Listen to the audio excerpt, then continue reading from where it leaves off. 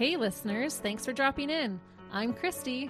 And I'm Melissa, and this is Buried Motives, where we dig deep into the details of some of the most gruesome Dirtbag murderers.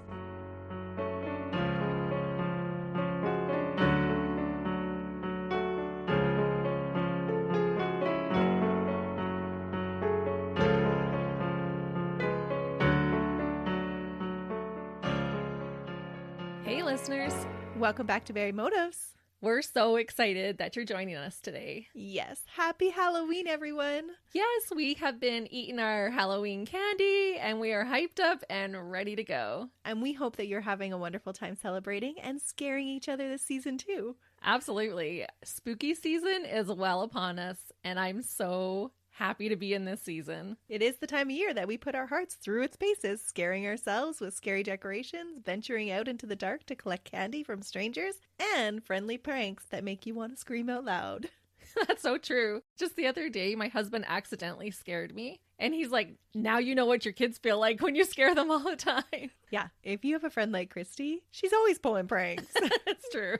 And she's always making you watch horror movies that will get your heart beating too. That's right. And we have our horror movie date planned, so stay tuned. Oh, I'm so looking forward to it. I'll have to make a post of which horror movie I can talk Melissa into watching. If you remember in our last episode, I made her commit. Oh. But I think I have my mom to thank for all of this. She's the biggest prankster I know, and she loves things spooky and scary as well. So was that a childhood thing growing up for you then? Totally. It runs in the family. Well, for the family that we talk about today, their Halloween was filled with real horror. One that doesn't go away when you turn the TV off. Oh, that kind of horror I'm not interested in experiencing. But that is exactly what this family got. On Sunday, October 31st, 2010, 16-year-old Devon Griffin came home from St. John Evangelical Lutheran Church after singing in the choir to a quiet house. So he spent his Halloween at church to start out with. He did. He lived in the small town of Martin, Ohio, with his mom, brother, and stepfather on a secluded acreage. The property was an oasis for the family that enjoyed hunting and fishing in the great outdoors. Nice. But isn't it funny how sometimes something so serene and secluded can turn into scary and secluded? It's so true. And Devon, following his usual routine on a Sunday after church, went straight to his room for a guilt-free afternoon of vegging and online gaming with his friends. He had done his duty of going to church, singing in the choir, and now he just wanted to relax. Well, Sunday is a day of rest. Mm-hmm. After a few hours, he ventured down to the kitchen to grab a snack, and that's when he noticed that the house was quieter than usual. It wasn't uncommon for the house to be quiet in the morning. His brother Derek would sometimes sleep in. His dad Billy was usually up early but had been at a party the night before, and his mom Susan often worked the night shift. So the house being quiet in the morning wasn't a huge thing, but it was now past 1:30 p.m., and his mom never slept this late. As he headed back upstairs, he noticed something that caught his eye in his parents' master bedroom. He found his mom and stepdad still in their bed with their maroon comforter pulled up over their heads. He walked around to his mom's side of the bed and nudged her foot that was sticking out from underneath the covers and called out to her. Oh no. When she didn't respond, he pulled down the covers. And you know when your brain tries to make sense of something in the most logical way that it can relate to something? Mm-hmm. You make some assumptions based on reference points that are familiar to you, right? Yeah. You see books spread out on a table and assume somebody must be doing homework. You hear loud music coming from down the street and you assume the neighbors must be having a party. Yeah, of course. Our brains make those kind of connections all the time. Mm-hmm. For something that you would expect to be there. Yeah. When Devon pulled down the sheets that Halloween afternoon, what he saw made him think that his parents were playing a Halloween prank on him. Oh no. There was so much blood, and they were so grotesquely still that to his brain, the only logical solution to the horror that laid out in front of him was that his parents were playing a prank on him. It was Halloween after all. Oh my goodness. That would be a bad prank. But he just thought his parents were trying to scare him. Well, and your brain's just trying to make sense of it Mm-hmm. because you don't want to believe what you're actually looking at. That's right. But as his eyes focused on his mother, he realized that it wasn't a prank after all. She had a gaping wound in her neck, and large dark clots of blood were forming. Oh. He ran from the house panicked and crying. I cannot even imagine that horror, discovering your parents that way. And just the eerie thought that they had been laying in those beds probably the whole time while you had been in your room playing video games and relaxing. Yep, and fixing yourself a snack and that you hadn't noticed. Oh. Devon called his Aunt Lori for help. She immediately came to his aid, and when she arrived at the home, she found her distraught nephew outside. She dialed 911 as she entered the home to help. She told the dispatcher, "My nephew came home and there's blood everywhere." The 911 call is chilling as Lori Morris, Susan's sister-in-law, tries to calm her nephew enough to get information from him and then walks through the house herself and discovers the horrors that were displayed there. So while she's talking to the 911 operator, she's walking through the house. Ooh, that would be chilling. Yeah. Amidst crying for the ambulance and the sheriff to come, Lori identifies the main murder suspect. She tells the dispatcher, "His son BJ was here last night. They were going to go hunting. They've had a lot of trouble with him, with the law, and he's threatened Susie before." Oh, man. BJ was Devon's stepbrother. Their parents, William E. Liske Jr., or Billy as everyone called him, and Susan had met at their job at Waste Management, where Susan worked in the office and Billy was a front-end loader. Susan was divorced with 2 children, 13-year-old Derek and 6-year-old Devon at the time. Billy was a United States Air Force veteran with a son of his own. William, affectionately called BJ, was 15 when they met. Billy and Susan found common ground as they were both raising young boys and shared the love of being outdoors. They blended their families together in 2001 and eventually moved out to the parcel of land at 7054 State Route 2 in Martin, Ohio, into a cute 2-story home with a 1-story addition nestled among cornfields and ponds. While the land was idealistic, the blending of the family was not without its challenges, and this was particularly true when it came to BJ. He was often difficult to get along with and just seemed angry at the world. His troubles spilled over to school. When he wasn't ditching class altogether, he was often in trouble for bullying and fighting with other children, and this made getting along with his new stepbrothers very difficult. So he definitely has some anger issues going into this blended family. But the most contentious relationship was between BJ and his new stepmother, Susan. While everyone else saw Susan as having a big heart and being easy to get along with, BJ had a completely different opinion. So did his mom have animosity or a hard time towards Susan, and he had kind of picked up on that and was being protective of his own mother? There wasn't a lot said about his relationship with his own mother, and from all reports it sounded like he resided with his dad. Okay, so he's living with them full time. Yeah.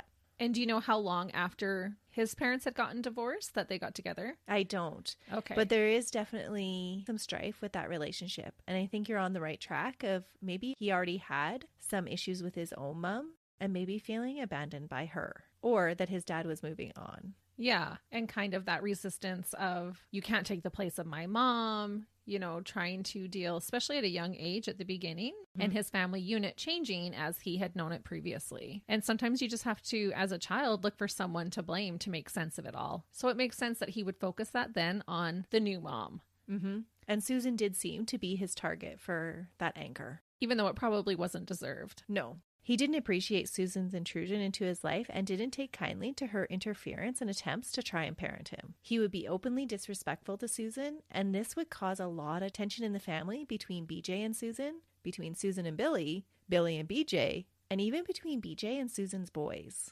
Oh, totally. It would disrupt the whole house.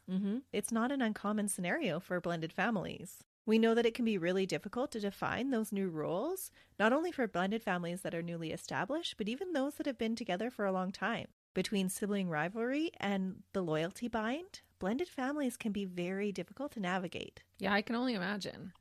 Even for non-blended families, when one person is struggling and lashing out, it can make it hard on the whole family. That is so true. But this animosity went a little further than the normal rebellious child's attitude towards a step-parent. Frequently, police were called. Oh, wow. The situation in the home was even more exaggerated by BJ's use of alcohol and pot and his emerging mental health issues. Oh, wait. And how old was he? 16. 16 and doing alcohol and marijuana. Yikes. That's a little young. Yeah. But I think it's pretty common for people with his mental health issues. And we'll get into those as we go through the case. Okay. In 2002, the police were called to the Liske home because BJ threatened to hurt himself. He and Billy were having a difficult time in the relationship because of his attitudes and behaviors. BJ was currently serving a sentence of house arrest for misdemeanor charges. Billy had become so concerned about the statements and the threats that he was making about harming himself that he called the police. When the police arrived, BJ violently attacked the police officers. Oh my. And this resulted in him acquiring even more charges. Yeah, that's a huge red flag when a 16-year-old boy is not too afraid to assault a police officer who carries tasers and guns and billy sticks. It's so true, though, that he just had no respect for any type of authority. That's scary. 2 years after that, in October 2004, BJ was again taken into custody after striking Susan in the chest with a coffee cup during an argument. He then stole her keys and took off in her vehicle. He was charged with a felonious assault and robbery. It was the second time that he had struck her. There are reports that around this same time, Billy had kicked BJ out of the house because he'd attacked Susan in the shower. In the shower? I was unable to find any charges filed for that offense, but it was cited by friends and family as being the reason why the 18-year-old was not at that time living at home, and tensions were very high between BJ and Susan. No kidding. My mind just went to the horror movie Psycho. Everyone knows about the shower scene in there. Oh, that would be so awful. It's a place where you would least expect anybody coming in on you. Right. Have you ever walked into a bathroom, though, and checked behind the shower curtain just to make sure no one's there? I purposely don't have shower curtains. It's all glass. I can see through it all. But it would be such a vulnerable position to be in. Oh, yeah. Naked in the shower. It's noisy, so not all of your senses are working the same way that they should because you wouldn't hear him coming. No. And it was really upsetting for her. And as a result, it sounds like Billy had been upset and kicked BJ out of the house. Yeah, but can you really blame him at this point if he's physically attacking his wife and then now attacking her in the shower? Yeah, it's so true. So was there any kind of sexual motive for that, or it was just to attack her when she wasn't going to be expecting it? I think that sexual motive does play a part in this case. Ooh. But it's never actually confirmed. Oh. Yeah. But I think that there was some sexual motivation for these attacks to happen. Okay. At least it's building, possibly. So the charges for the October 2004 incident, where he hit her with the coffee cup, were eventually dropped because BJ was found incompetent to stand trial. Oh. The state of his mental health was deteriorating, and he was having unsettling delusions about the world around him. During his incarceration, he had been evaluated and diagnosed with schizoaffective disorder. Schizoaffective disorder is a mental health disorder that is marked by a combination of schizophrenia symptoms, such as hallucinations and delusions, and has the addition of mood disorder symptoms, such as depression or mania. Oh, that would be really challenging to deal with all that combined. For Billy and the rest of the family, though, this was an explanation of why BJ's behavior was so erratic. His depressive and manic states were more than just BJ's dislike for Susan and his new stepbrothers.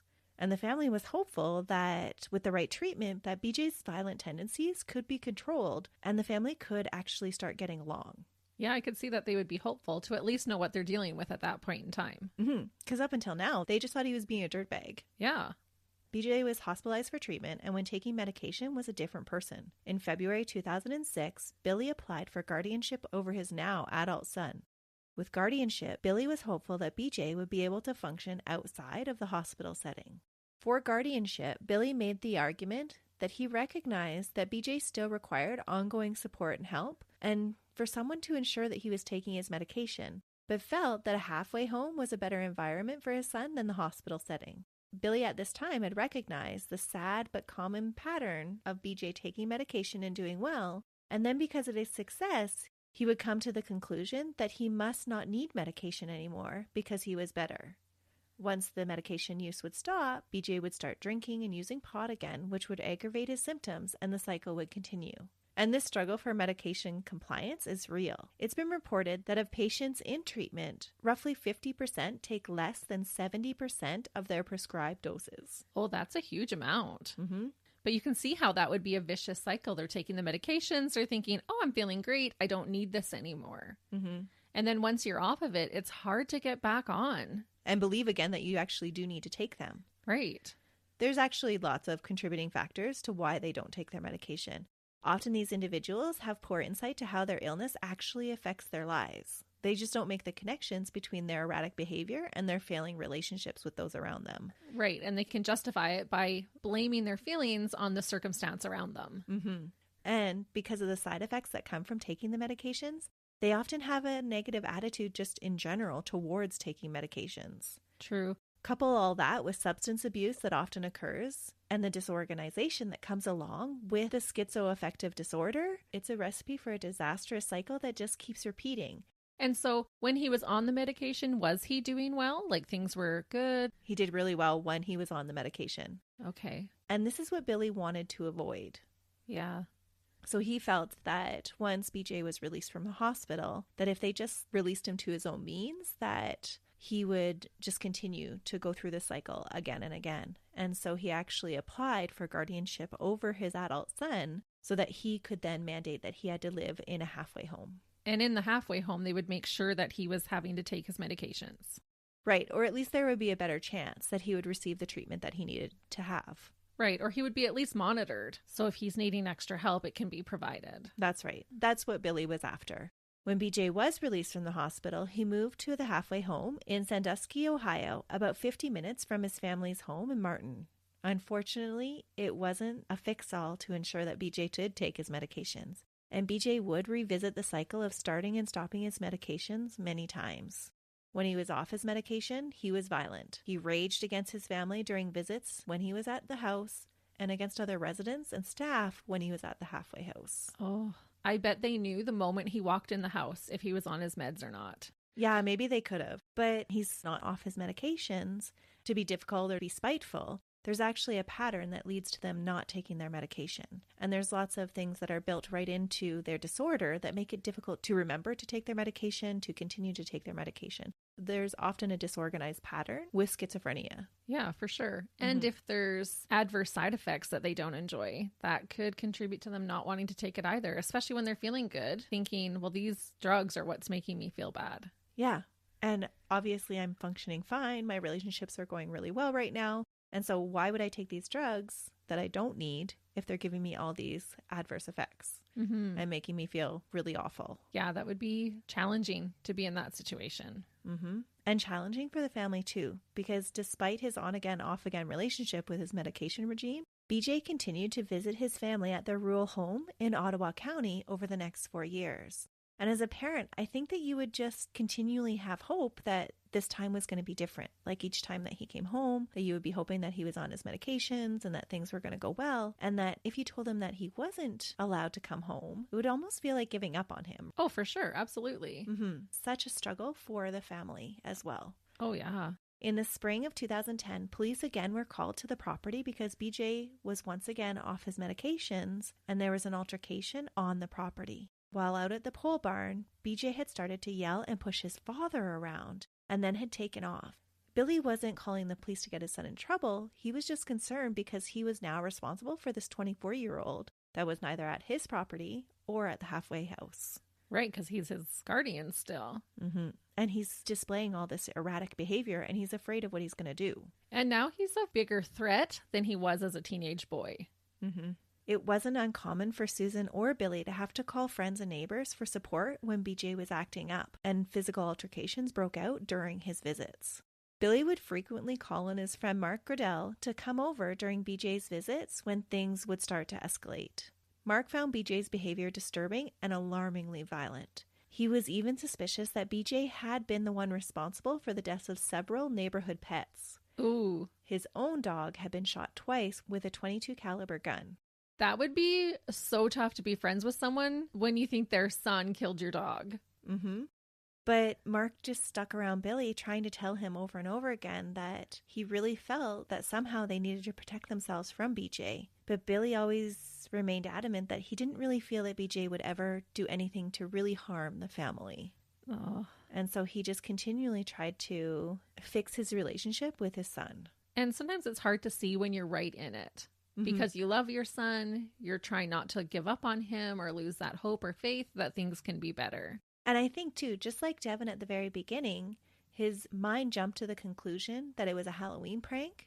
I think for Billy, for his mind to make that connection between his son being actually violent enough or disturbed enough to really hurt somebody, he just couldn't make that connection in his brain. It wasn't a logical jump for him. Yeah, and you can't really blame him. No parent would want to believe that about their child. It's a difficult jump for anybody to make. Yeah. Of not even just your child, but of anybody you even know. Right. And it's always easier when you're the bystander on the outside of the family looking in to see those red flags. Yeah, and Billy just was not seeing them, even though his friend Mark was. And so Mark was expressing to him that he was concerned that BJ was going to harm them. Yeah, he was trying to tell him that you guys need to take some action to be protected against him when he comes to visit. Oh, and I just can't even imagine then how Mark would feel after when all of this actually happened. Yeah. During the last week in October 2010, Billy was trying again to help integrate BJ back into the family. He took him deer hunting at the family's hunting retreat in Carroll County, about 3 hours away from their home. Billy was an avid hunter, and spending some time at the hunting cabin alone with BJ, without the other family members, was his kind of way to avoid triggers and to work on their relationship. They returned home Saturday, October 30th for a Halloween get-together with friends and celebrated over beers. So this is the party that you mentioned that the dad was at the night before. Mm-hmm. Around midnight that night, the last of all the guests left. Only family members remained at the house, minus Devon. He had gone to his dad's house the night before because he really didn't feel comfortable being around BJ when he was at the house. Billy had been drinking, and he chose to have BJ stay the night instead of driving him back to his house in Sandusky. So it wasn't common for BJ to actually stay the night at their house. But Billy was trying to be responsible and not drive drunk. Mm-hmm. So they made up a bed for him on the living room sofa, one that was still there the next morning when the police entered the home after receiving the 911 call. Oh, and it's just so sad because he was trying to do the right thing. Mm-hmm. He had spent this week trying to connect with his son and build a positive relationship. And it sounds like from everybody at the party that things were going well, like everybody was getting along. And so there was no huge red flags that he was actually off his medication. Right. And he wasn't triggered that whole time that they were at the retreat and then at the party. No, he wasn't. By all accounts from everybody there, everybody was getting along at the party. When police entered the home on Halloween Day, it was like the scene from a horror movie. They found Billy and Susan in their upstairs bedroom covered with their maroon comforter.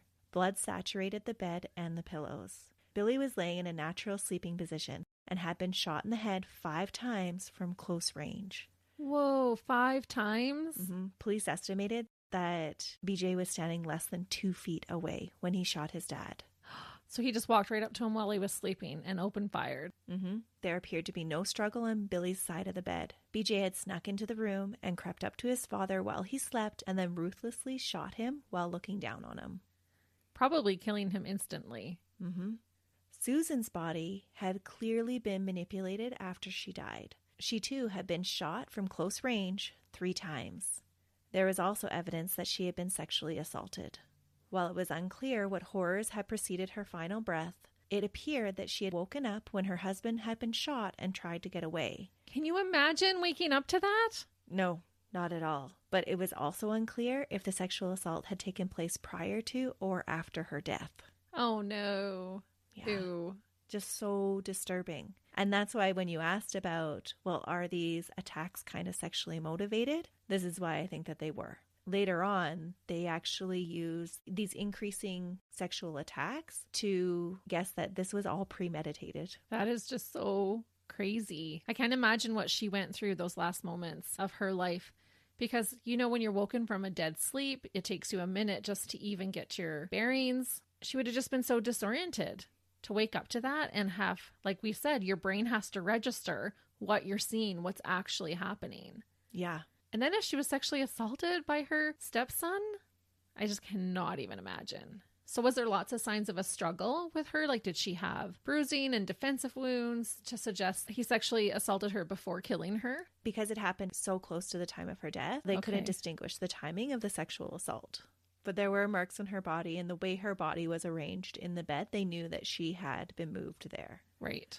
Both Billy and Susan had been shot with a small caliber gun similar to a .22. Oh. Which is what the neighbor thought his dog had been shot with. Yeah. As police searched the rest of the home, they found Derek's bedroom door locked. After kicking in the door, they made the grisly discovery of the 23-year-old's battered and beaten body in bed. No. He was found in a fetal position facing the wall and had been hit several times on the head with a claw hammer. No, you know how I feel about hammer beatings. No. Yeah. The coroner would later speculate that the first blow that was delivered was likely fatal, but BJ had continued to strike his stepbrother's lifeless body again and again. He just had so much rage in him. In Devon's scramble to get out of the house after discovering his parents, he hadn't noticed that his brother was also missing. Derek, 23 at the time of his death, was a track star and an avid sailor who enjoyed adventuring on Lake Erie in the early morning hours. But that was all ended by BJ's rage. What a dirtbag. Derek had his whole life ahead of him. 23, you're still a baby. Yeah. He was just another child in this blended relationship. He was at no fault. He didn't make the decision for his parents to get together. No. And so I can see the rage taken out on his parents if BJ's whole motivation for this crime was because his dad, by marrying his stepmom, had ruined his life. But Derek didn't have any say in it either. Right. But Derek would have been guilty by association. If he had all this resentment against Susan, he probably looked at her relationship with her own sons in maybe a jealous way, or look, she does favor them more than me. She treats them better than me. And that would be what would probably cause a lot of that friction between him and his stepbrothers. Absolutely. I think that Derek's murder just points out how lucky Devon was that he actually chose to go to his father's house that night. Yeah. And those boys might have been sticking up for their mom as well. And then he probably didn't appreciate that backlash every time that he had attacked Susan or was giving her a hard time. And I think that's evident in Devon's decision not to be around BJ. Yeah. There is animosity between them for sure. But gee, what a dirtbag thing to do. And what a little weasel. He's doing it in the middle of the night while they're sleeping. So they're totally defenseless. And because the first blow was the fatal one? Yeah, he couldn't even fight. Not at all. Police interrogated Devon at the scene, asking him to provide any details that he could about who could have possibly committed these murders. Devon told police that he had returned home after spending the night with his father around 9:30 a.m. to get a change of clothes before going to church. At that time, the house had been quiet except for BJ, who he had passed in his 5-minute dash to get out the door before he was late. BJ was still there when he went home? That is so chilling to think about later. And why didn't BJ attack him? Was he not covered in blood? That's blowing my mind. Yeah, I don't even think Devon registered what BJ had on or anything like that. Well, and they had been at a Halloween party the night before. So if there was blood on his clothes, he might have just thought that was from a costume or something. Yeah, I don't think it registered with him at all. You know, when you're not expecting to see something, it just doesn't register. He was totally focused on getting changed. He had 5 minutes and then he needed to get to church. He was singing in the choir that morning and he didn't want to be late. Right. He was just in a rush. And so it just totally did not register to him at all. Oh, and that just breaks my heart. He's at church singing in the choir while his parents are laying in their bed. And his brother. Yeah. While Devon didn't remember exactly what had been said between him and his stepbrother, he remembered that BJ asked him what he was doing and asked how long he would be gone for. And so I wonder if he was thinking about, do I wait around for Devon to get back? Huh, that's interesting. Because if he was wanting to kill Devon, why wouldn't he have just pounced right then? He caught him just in passing, so I doubt he had his gun on him. Right. Or maybe he was wanting to make sure he was out of the home before he returned. Yeah, maybe. Devon remembered that BJ was unusually upbeat, though, during this interaction. Oh, get out. This stuck out to him because BJ was usually a gloomy type of guy. At the time, though, he didn't really suspect anything was wrong, so he didn't check on his family members before leaving the house. And why would he? Yeah. There was no reason to suspect anything. No. And like you said, it would not be unusual for them to be sleeping still at 9:30 in the morning on a Sunday. Not at all. With further investigation and questioning of neighbors, police found multiple guns and the claw hammer at the house and learned that gunshots had been heard by a neighbor around 6:30 a.m., long before Devon had ever made it home. The last time that Derek had been in contact with anyone was at 2 a.m. in the morning. From the autopsy report, it was believed that Derek had been bludgeoned to death prior to his parents being shot. Okay, so there's this 23-year-old man who's living in the house sleeping. So maybe he was collateral damage. Because if Derek had heard the gunshots or screams from his mom, he would have come to their aid. And then he would have had to fight off Derek. So maybe he was getting rid of that threat before he was able to reach his actual targets. Exactly. It shows forethought into his actions. Yeah, so I wonder if Derek was a main target or was, like I said, collateral damage. And just needed to be taken care of so that he could get at his parents. Mm-hmm. With the disappearance of the family's Ford F-150, police narrowed in their search on the family's hunting cabin near Skio in eastern Ohio. Around 5:30 p.m. on All Hallows Eve, Deputy Michael Baelish spotted the truck at the family's hunting cabin and approached the residence with his gun drawn, expecting a showdown. Instead, BJ just casually sauntered out of the brown single-story cabin and leaned against a porch post smoking a cigarette. He was taken into custody at gunpoint, and at that time, he still had body fluids on him from his family members. He didn't even bother to clean up. No. Ew.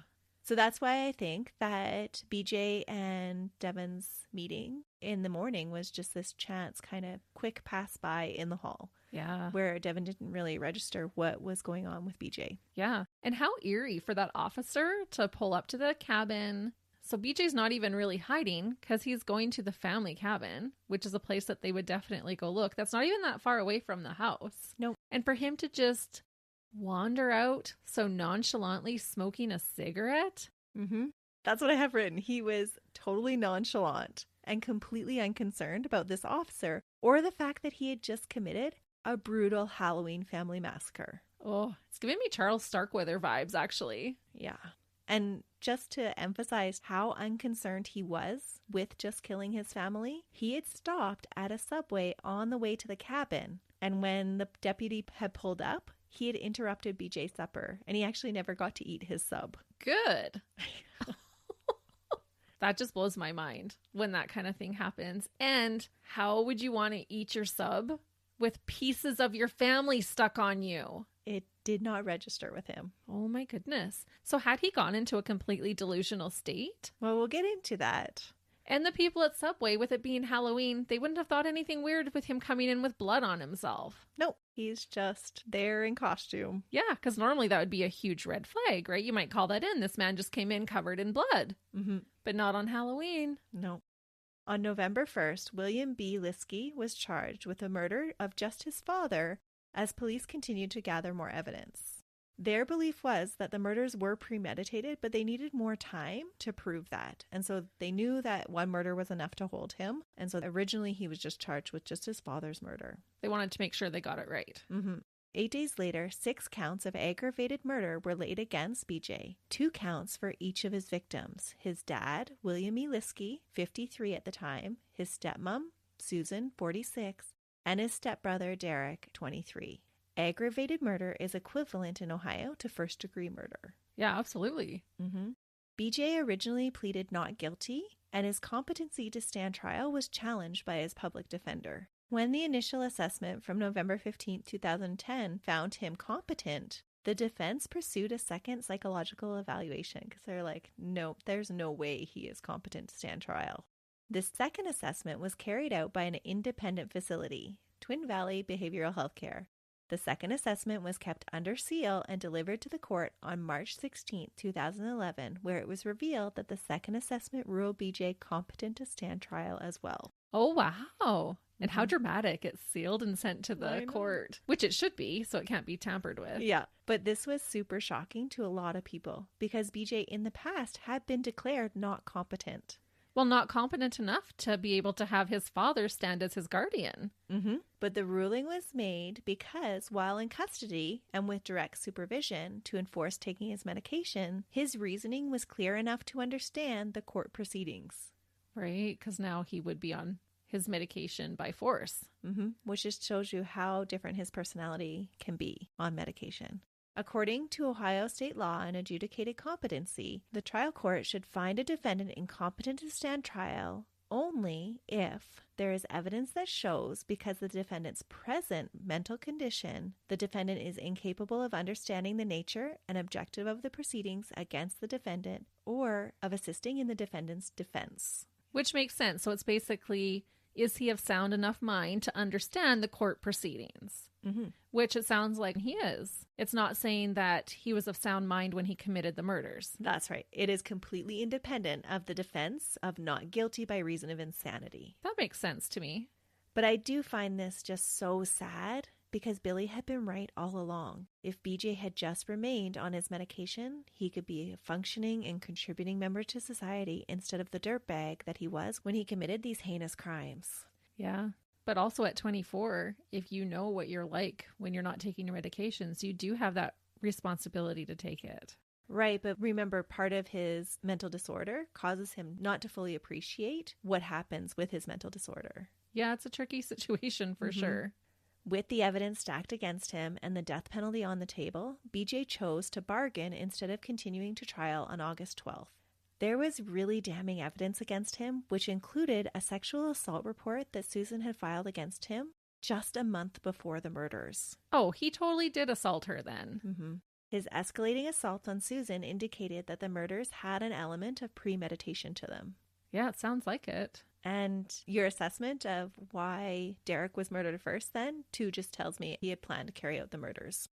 His lawyer never even made the attempt to plead insanity. They proved premeditation so that it wasn't just this instant fit of rage that spurred this on. Mm-hmm. He had planned it. And because he had been so calm during his interactions with his family the week before on his hunting trip, they couldn't really reliably say that he wasn't on his medication when he committed the murders. Oh. And because he had fled the scene and the authorities considered his retreat to the hunting cabin as hiding, they felt that he was not insane at the time of the murders. But I think that there were several other things that pointed to him being in a manic state. But then being in a manic state doesn't necessarily mean you can't appreciate right from wrong. And there were no other witnesses, so BJ's state of mind can't truly be guessed because of just the evidence left behind. Yeah, I totally agree with that. And I honestly don't think him going to the cabin was hiding. No, I don't think so either, but that's how they viewed it. And so because they were viewing it as hiding, that was just evidence that he was aware of what he did was wrong. Yeah, and I think he was probably aware of what he did was wrong. You think so? Because I think that him walking around in clothing that had his family's bodily fluids on it. Stopping at Subway. Yeah, coming out of the cabin all nonchalant when the police officer had his gun drawn on him. Those are all things that kind of indicate to me that he was manic and not understanding the situation that he was in. That's true, because that is odd behaviors for after committing a murder. Yeah. He was rather super cold and calculated and didn't care at all about what he had just done. Right. Or he could have been in this disassociated or manic state where it just was not registering with him. Right. But because nobody was with him at the time, there wasn't any evidence to confirm one way or the other. And by what you're saying, it doesn't sound like it was really explored that much in the court proceedings either. No, because he chose to plea bargain. Interesting. Mm-hmm. Huh. The courts accepted guilty pleas on 3 of the accounts of aggravated murder. The other 3 charges that involved aggravated murder in relation to the rape and kidnapping were dropped. As part of the plea bargain. Mm-hmm. Ugh. I'm assuming the reason why he really didn't want to have those rape charges is because rapists do not fare well in prison. Yeah, I'm not even really sure he would have the forethought within his mental capacity to even think that far. I don't know. But he was willing to cop to murder. Mm-hmm. I think that's what it was, to be honest. Or maybe they knew that there was too much evidence to get him off of the murder charges and we'll just try to get whatever smaller charges dropped. Yeah, maybe. William J. Liske was sentenced to 3 concurrent life sentences without the possibility of parole on September 14th, 2011. So he was serving those life sentences at the same time. What? Mm-hmm. Those should have been consecutively, one after the other. Nope. Yeah, that's not good. Because he's young. He would then be probably in his 40s when he gets out. If he doesn't get out earlier than that on parole. Well, he didn't have any eligibility for parole. Okay. At the sentencing hearing, BJ flatly told family and friends, "I love my dad very much, and it makes me feel sick every time I think about what I did. I can't really explain why all this happened, but I think most of it has to do with my mental illness." His defense lawyer blamed the lack of medication for his known mental illnesses and the alcohol that had been provided for him in the hours before the gruesome Halloween murder. So not really taking any responsibility. No. The fact that BJ could not provide any concrete reason why he had turned on his family that night haunts his family members still. During the victim impact statements, Billy's sister addressed the confusion that they felt of his actions. She spoke directly to her nephew saying, "We just don't understand how something like this could happen. You see stuff like this on TV and think it will never happen to your family. You love someone so much and then they take something away from you. I just don't know how you could do it when he loved you so much." Oh, so heartbreaking. And it apparently haunted BJ as well. BJ was incarcerated at Ross Correctional Institution in Chillicothe, Ohio, and less than 4 years later, he was found dead at 11:25 p.m. on March 31st in his cell from a self-inflicted wound. Oh. At the age of 29, BJ had received treatment for his mental illness while incarcerated, but could not escape the guilt of murdering his family. I can't even imagine living with something like that. Especially when there's mental health issues involved. But maybe, like when we're little kids and we have to go sit in our room and think about it for a while, maybe it was that time that it really hit him, the gravity of what he had done. And he did have depressive tendencies, and he had in the past tried to commit suicide. Right. So he had that history. It just makes it more sad all around. Yeah. Because you don't want to negate how serious mental health issues can be. But at the same time, you don't want to excuse his actions for the brutalness that he displayed. No, not at all. It's a fine line. Yeah. And that is the tragic case of the disturbed and rage-filled dirtbag, William J. Liske. Oh, how sad. And poor Devon, his whole family wiped out in one swoop. And that wasn't the end of that family's tragedy. The next day after the murders, Billy's sister was actually killed in a fire. What? Oh my goodness, that's too much tragedy for one family. The whole family was just devastated by everything that was happening. Wow. I couldn't imagine being Billy's mother. Her husband had passed away just prior to this, and then she loses her son in this horrific way at the hands of her grandson, and then her daughter died in a fire the next day. Oh man. That poor woman. It's so sad all around. Yeah, that's life-changing trauma. That really is a heartbreaking case. Because you can feel for everybody involved. And I can't help but identify with the parents and how much you would want to help your child, but at the same time protect other family members, and just that continually wanting to reestablish a relationship and not just write them off. And unfortunately, it actually opened the family up to being vulnerable to the threat that he was. For sure. And it sounds like they had tried to exhibit some tough love. But of course, as a parent, you would never want to turn your back completely on your child and give up on them. Or that you would even think that your child was capable of doing something like this. No, never. You would never think that. And unfortunately for BJ, it's so sad that he then killed himself later on because he couldn't live with what he had done. I think it's so interesting that he never pled guilty by reason of insanity, or that with his well-documented history of mental health, that he wasn't sent to a mental health facility instead of jail. I was thinking that maybe a mental health facility would have been the safer place for him. Especially when viewed in hindsight, and he did commit suicide. Yeah, true. Well, thanks for bringing us that case. It was super sad and a very disturbing Halloween tale. I do hope that our listeners will have a safe and happy Halloween. Yes. Go get your spook on, eat lots of candy. And don't forget to check out our contest on our social media pages. Absolutely. Kristine Engel has partnered with us to give away a fabulous On the Run belt bag on Halloween. And if you haven't seen these bags, they are super trendy. All the kids are wearing them. They're actually super cute, and you can use them multiple different ways. So we have picked one out to give to one of our wonderful listeners, and we have also thrown a few extra little freebies in there as well. So make sure you go and enter that contest. Yeah, and go check out Kristine's socials. We'll have those linked on our social medias as well. So your homework before we come back with you next week is to go to our social media pages. And Melissa's homework is to watch a scary movie with me. Oh, man. But until then, see ya. Bye.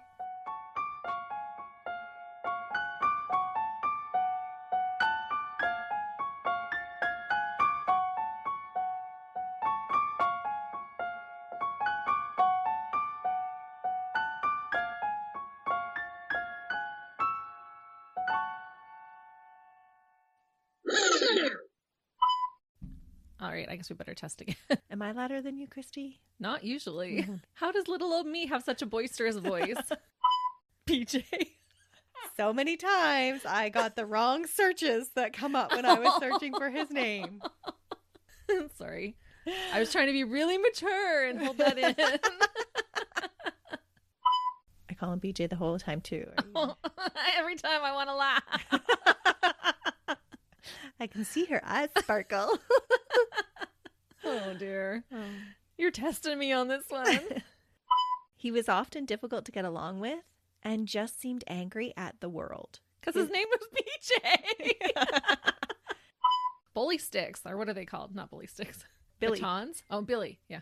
Bully sticks. Bully sticks. Isn't that like a bull penis? Because BJ's on my mind. When the initial not settlement. It says assessment. Why am I trying to say settlement? When the initial just say settlement a few times. Get it out of your settlement. Nope. I'm not falling for it. Do you want to receive it? Because you snapped. Oh, sorry. You said just this chance. It You looked can't hear really me cool snap? how you were saying it, but I just wanted to emphasize my point with a snap. sorry, you're going to have to cut so much out. It's okay. I'm going to have lots of bloopers. That is okay. But you're going to make me sound like a pervert. I'm not making you sound like anything. Okay, I got to stop. Okay, grown-up Christy, activate. Right. Okay, how am I going to rein that back in? Sorry.